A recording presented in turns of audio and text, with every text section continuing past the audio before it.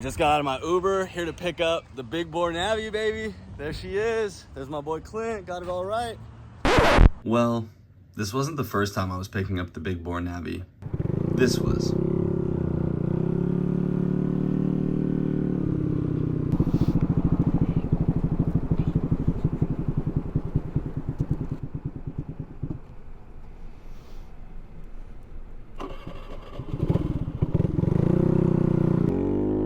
Off the bat, I could tell something was wrong with the car.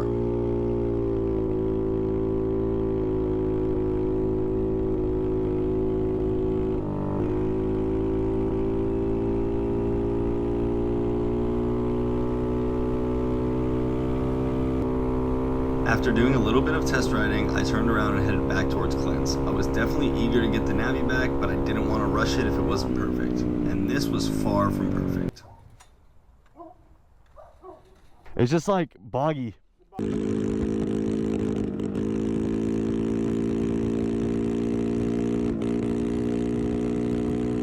The throttle, it spins too far forward, and when I get to a certain point, it just starts like cutting out with.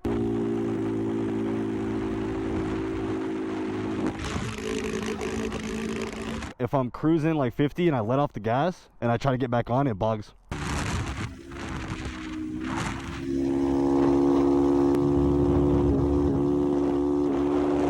And then it turns off every time I stop too. Like fully shuts off.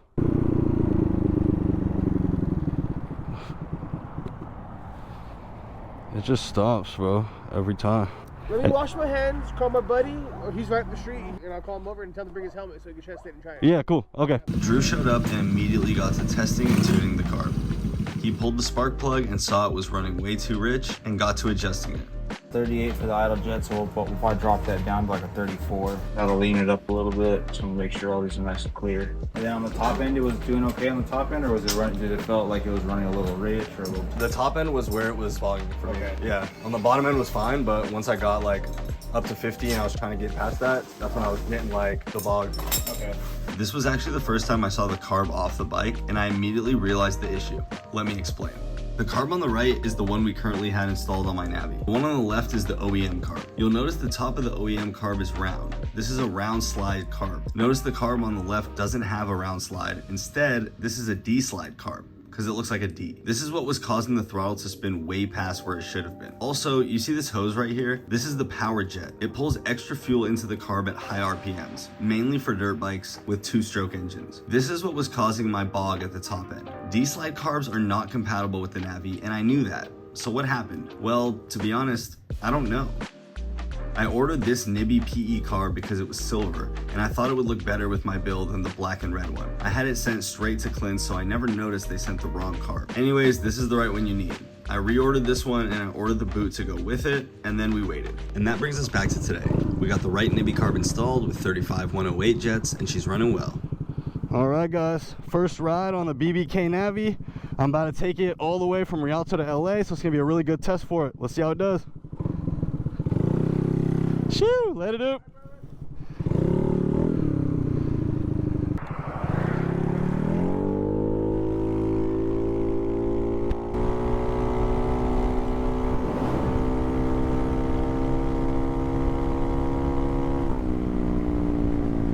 Oh yeah, dude, this thing is pulling nice.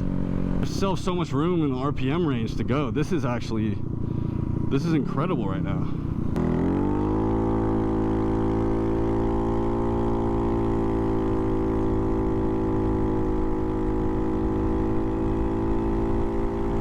Bit of a flat spot right there, I will say, and then it picks back up.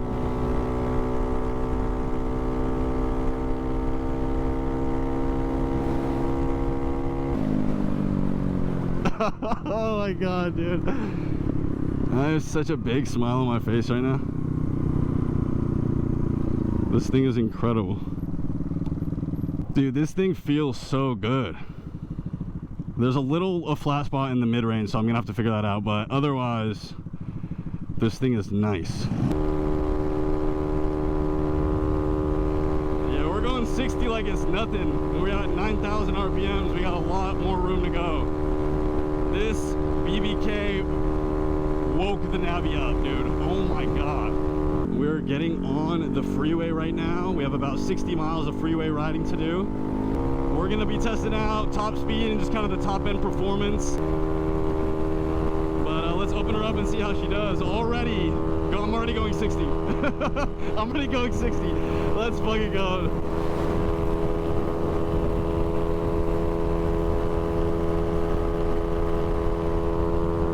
I'm going 65 miles per hour flat ground like it's nothing right now.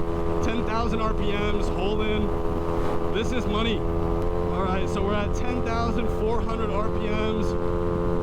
We're going. I mean, I don't know if you can see that. I hope you can, but the speedo is buried.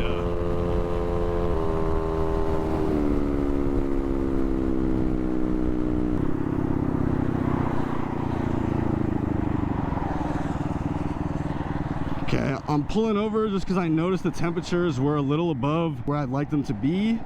It is really hot. It's 90 degrees today. I am pushing the bike, you know, very hard, so I just wanted to stop real quick, take a little break, make sure everything was okay.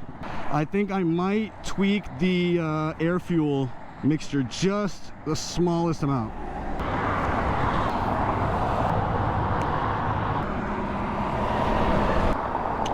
Let's try that out.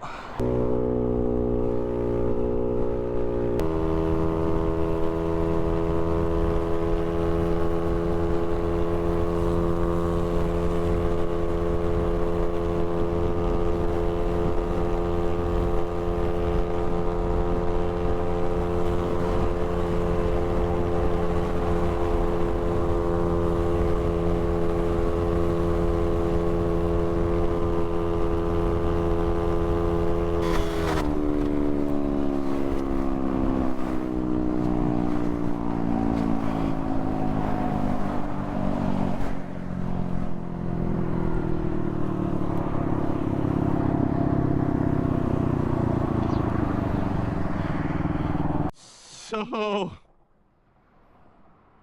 my flywheel or my flywheel cover or something with my flywheel just got man. This thing absolutely is destroyed. So yeah, my boy Clint came to pick me up.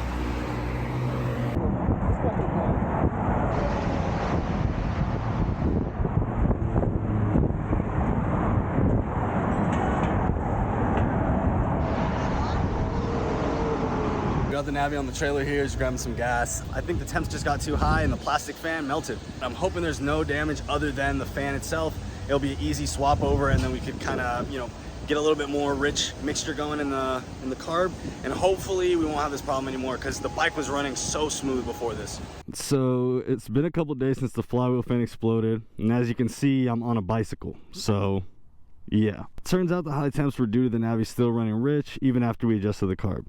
If I had noticed this SUP buildup on the exhaust here, I'll put a picture up, I would have caught that, but unfortunately I didn't. When I stopped to adjust the air fuel ratio, like you saw in the video, I did it under the assumption that the bike was still running lean, so I actually made it richer. The bike overheated, and that along with almost 100-degree weather caused the plastic fan to melt and explode. I got really lucky that it was just the fan and some of the plastic shrews around the engine, but nothing else broke. Clint told me he got all the replacement parts earlier today and he's gonna put it together tomorrow, and then he'll deliver the bike for me. Until then, thanks for watching. Throw this video a like if you enjoyed it, and make sure to subscribe to follow along with the BBK. I'll see you next time.